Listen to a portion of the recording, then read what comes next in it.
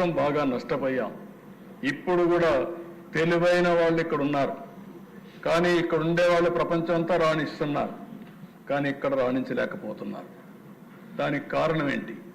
ఈరోజు దక్షిణ భారతదేశంలో తక్కువ జిఎస్టిపి వచ్చే రాష్ట్రం, తక్కువ ఆదాయం వచ్చే రాష్ట్రం, తక్కువ తలసరి ఆదాయం వచ్చే రాష్ట్రం ఆంధ్రప్రదేశ్ రాష్ట్రం. ఇది ఏమాత్రం కూడా ఆమోదయోగ్యం కాదు. దీన్ని మనందరం కూడా ఆలోచించాల్సిన అవసరం ఉంది. అదే మాదిరిగా అధికార యంత్రాంగాన్ని కూడా కోరేది, మానవతా దృక్పథంతో ఆలోచించండి. ఆలోచించి సమస్యల పరిష్కారానికి మీరు ముందుకు రండి. అందరం కలిసి పనిచేద్దాం.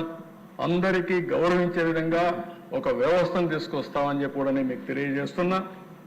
డిసెంబర్ 1 నుంచి నేను కూడా గేర్ మార్చాలనుకుంటున్నా. 6 నెలలు అయింది, చెప్పాను, రోడ్ మ్యాప్ ఇచ్చాను, పాలసీలు ఇచ్చాం.